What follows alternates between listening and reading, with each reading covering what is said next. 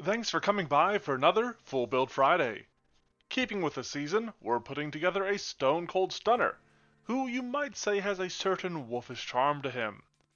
We're back to building baddies from Zenless Zone Zero with the bestial butler, Lycaon. Since we've been invited to dance, I suppose we should oblige. Now the first thing we have to do for this Leaping Lupine Lord is put together some build goals. As far as we're aware, Lycaon was raised as a phantom thief, and even helped found the Syndicate Mockingbird. After the seeming betrayal of his partner and the loss of his legs and eye, he left his life of crime behind to work for an influential family, leading to him becoming an esteemed and elegant gentleman of the Victoria Housekeeping Company. In-game, he's an ice and stun agent who fights using his robotic legs, striking to daze foes and leave them vulnerable for his allies. He's able to charge up his basic attacks and throw the Hunter special attack to deal additional ice damage and daze. Upon using his mission complete ultimate, he delivers a series of sweeping kicks before he comes crashing down with a stunning stomp. When parrying an enemy, he will unleash a spray of ice in an arc that he then shatters with a kick. His primary passive abilities can reduce an enemy's ice resistance and also increase their damage multiplier when they become stunned. By tapping into his Mindscape, he can gain an ability to give himself a shield when attacked, or gain damage boosting stacks by landing his charged up attacks. Rounding out his kit is the Restrained, his exclusive W engine, which has a similar effect of increasingly stacking up the damage and daze he deals as he lands blows. This gives us a solid basis to work with. While Lycaon is as elegant as can be in the present, I don't want to skip out on his slightly sordid history, and that'll be something to work into his build. His mechanical legs might be a little difficult to fully represent, but his lupine nature and unarmed fighting style should be very achievable. A main component of this build will be bringing ice damage into his kit, along with the ability to leave foes stunned and vulnerable, putting them in place for his pals to pile on. We'll start exploring this whole concept through the Vlaka ancestry, taking advantage of one of Starfinder's ancestry to nail his wolf Thyran nature. Vlaka can have a host of senses, but we'll stick to making him with full sight and hearing even if he is missing an eye. The Winter Coat heritage is a nice nod to his ice element, and then we work in the Dishonored Contrarian ancestry feat, which can make him trained in thievery and provide him with the Subtle Theft skill feat, while also calling to mind his history with Jack and Mockingbird. Vlaka's gain wisdom and charisma ability boosts but take a flaw to dexterity, which isn't great, though we do also get a free boost that we can apply to his strength. I was hoping there was a background that really nailed that Phantom Thief idea, but I ultimately settled on simply using the criminal background. This will provide him with training in stealth and underworld lore, and further provides him with the experienced smuggler's skill feat. Once again, this demonstrates his time spent with Jack and Hugo, and the skills that he picked up on from them. It also gives him an ability boost to dexterity, and another free boost to bolster his strength. That just leaves us with his class, and to capture his unarmed fighting style and the stunning strikes that he uses, we'll be featuring the Monk. We do get a choice between strength or dexterity as his key ability, but I feel like Lycaon's gotta be strength based, even if he is rather dexterous, agile, and elegant. And so very elegant. Through this class, he gets some powerful fists to clobber crooks and cretins, as well as flurry of blows, which might better resemble his uncharged attacks more than anything else. However, there isn't really a subclass or anything like that for the Monk, so we can go straight to his class feat, She Spells. This allows him to gain Inner Upheaval, giving him some strikes with enhanced damage that can, for the time being, only be used once per round. This makes for a rather basic start, but gives us a solid foundation to build off of as we move forward. However, before all of that, we do become trained in acrobatics, athletics, diplomacy, and intimidation, giving him ways of dealing with situations social and scrappy. His ability boosts do go to his strength, dexterity, constitution, and wisdom, and that dexterity is a little lacking due to his flaw, which means our AC isn't great.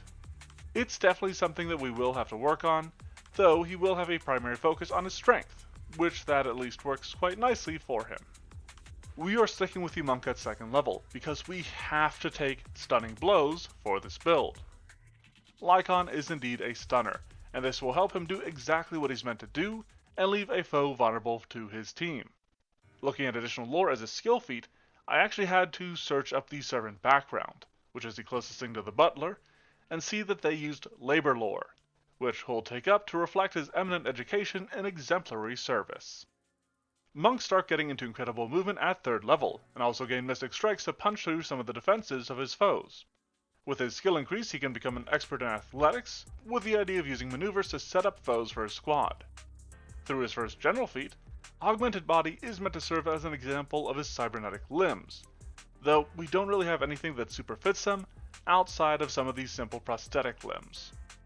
We can expand on Inner Upheaval with Elemental Fist at 4th level, featuring Frost to force on foes in a flurry, while obviously being based on his identity as an ice agent, and the damage that his charged up blows deal. I then want to use Dirty Trick to both lean into his perfidious past and his present purpose of setting up targets for his team. He's got the free hands available, and we can easily invest in a thievery a bit while fitting the character quite nicely. 5th level features 4 ability boosts to Strength, Dexterity, Constitution, and Charisma, suiting his suave stylings. With his actual class features, he gains Perception Expertise and Expert Strikes, the latter of which is actually a little bit more important, as it gives him the critical specialization for brawling weapons, which is a stunning effect. Furthermore, he becomes an expert in Thievery, as I suggested that he would. That leaves Gifted Mentor as his ancestry feat, and while there isn't much mechanical use to this for the build, I might be saying that a lot this time around, it absolutely suits the role that he plays to Quarren and Ellen, though notably not Rena, who is actually the one that trained him. I'll admit that Lycaon doesn't have a super complex kit, and we've honestly already captured quite a bit of it. However, there is another piece to his puzzle at level 6 with 1-inch punch, which I think is a great way of resembling his charged up attacks. I wish there was something to Inner Upheaval with a 1-inch punch like you can in Flurry of Blows, but it's still a solid pick. We then use that athletics we've been investing in to take Powerful Leap as his skill feat. This, along with the next few skill feats, will be based around the climax of his introductory chapter, as he made that incredible leap of faith. Lucky level 7 features weapon specialization, as well as his first path to perfection, and I think you could honestly go any way that you want with this. I'd base it on the dangers you face in your campaign, because these are all going to be pretty even number-wise, and any of them could be argued to suit him. Aside from that, he does become a master in athletics, and then uses adopted ancestry for the human ancestry. We don't have his full story, but he did seem to be in the care of Jack, who did in fact appear to be a human. That makes this feature both lore appropriate, and useful for some future ideas that I have. Taking up advanced chi spells for Chi Blast might seem weird for our wintery wolf warrior at level 8, but aside from providing him with another focus point, the cone or arc it can create can be thought to represent his parry. Perfect. Though we don't have it dealing ice damage yet. He uses wall jump for his skill feat, which is based on his mad dash once again, but there isn't too much more to it than that. Just a simple little pickup. Looking at level 9 for Lycaon, we land Metal Strikes, Monk Expertise, and a skill increase to make him a master in Thievery. But that's not the only skill that we'll be getting.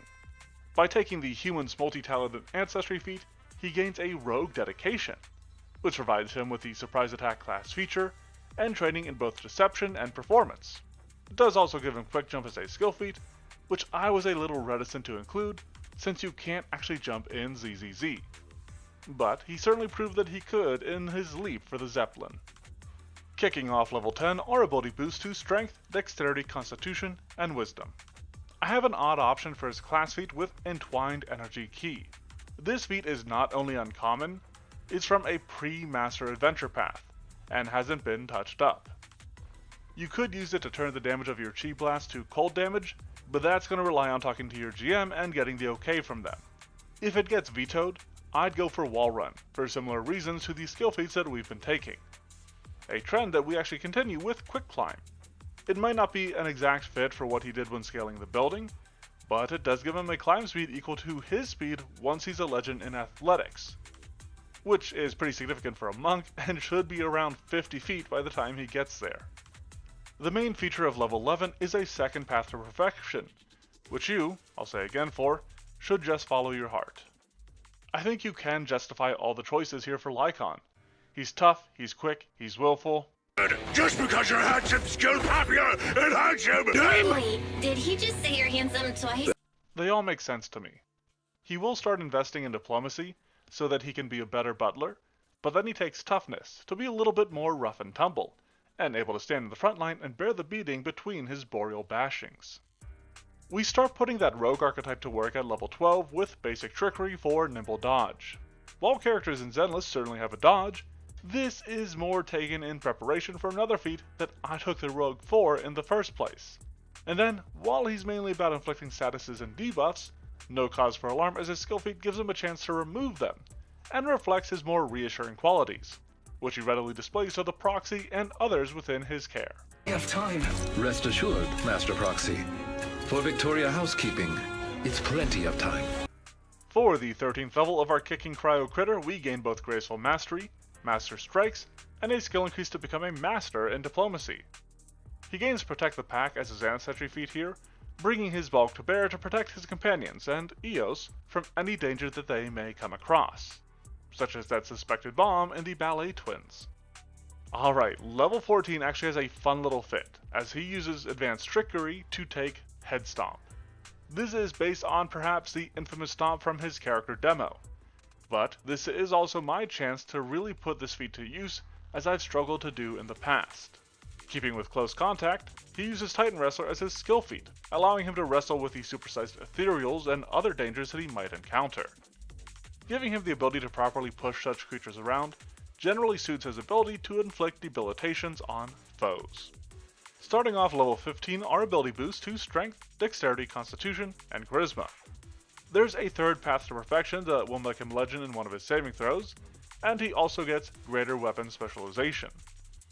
A skill increase makes him a legend in athletics, and then he uses Incredible Initiative, letting him make a bit more use out of that surprise attack class feature that he got through his rogue archetype.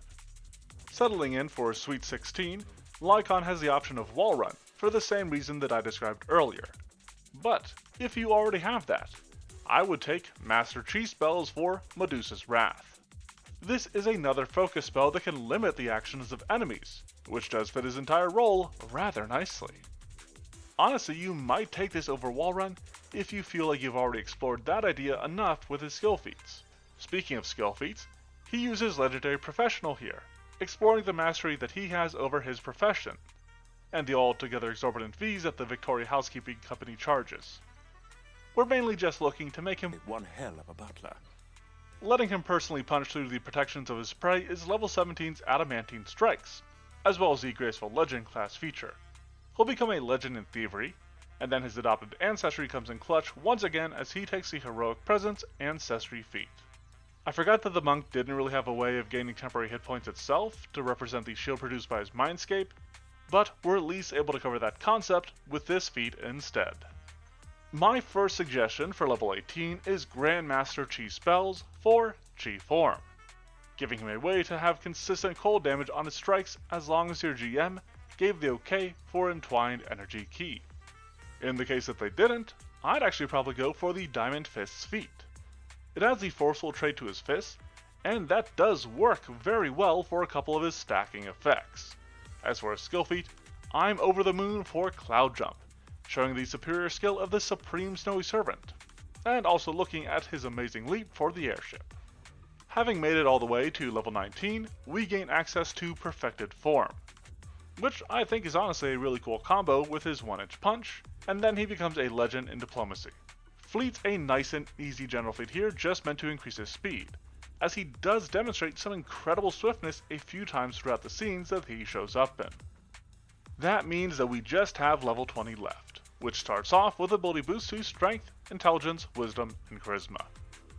Through that increase to Intelligence, which could honestly stand to be a bit higher, he becomes trained in Society. Finishing off his class feats is Lightning Chi, which at least works with his Chi Blast or Medusa's Wrath, depending on which way you went with those. The other capstone feats don't quite feel like they fit him, outside of an argument for Enduring Quickness, which I could certainly see as an alternative.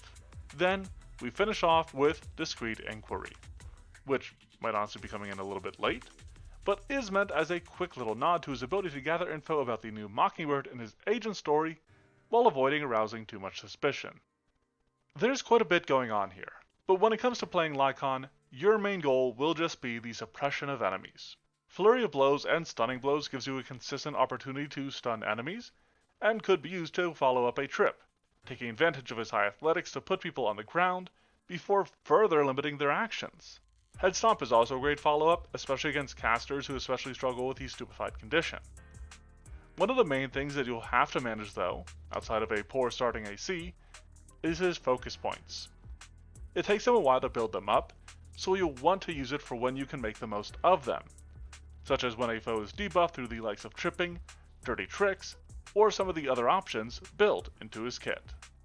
In regards to a free archetype game, you could pick up a rogue dedication a little bit earlier, and maybe fit in Sneak Attacker, which is useful more than it is fitting. The harder they fall isn't a bad feat for him either, encouraging him to set himself up for a head stomp, and the skill mastery feat is always pretty great. Outside of the rogue, I'd actually probably look at a dandy dedication, with the idea of using it to better represent him in his role as a butler. He could also admonish a whole group of misbehaving miscreants with Tut Tut, or further limit the actions of enemies with the likes of Statement Strut, which is funny to imagine him doing. I think we've got one howl of a build, but is our butler properly elegant or still lacking in manners? Let's review and find out.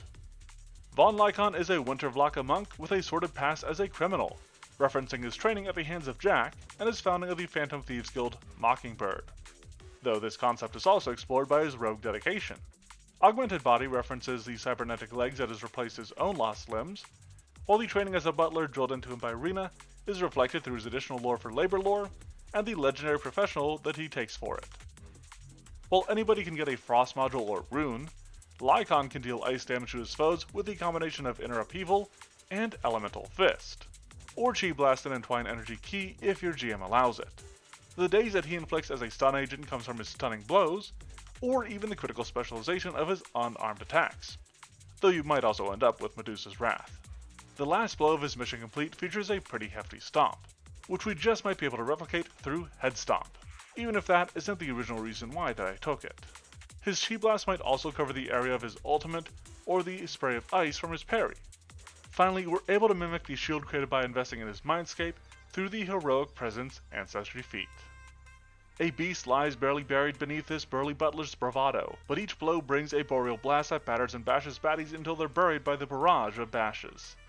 We finally built a man from Zenla's Zone Zero. Let me know what you think of him, as well as what other sorts of builds you'd like to see in a comment. If you like what you see here and want more, be sure to leave a like and then subscribe to the channel. You can also check out the blog, which is linked below along with the Twitter and Discord. Thanks for watching and have a fantastic Friday.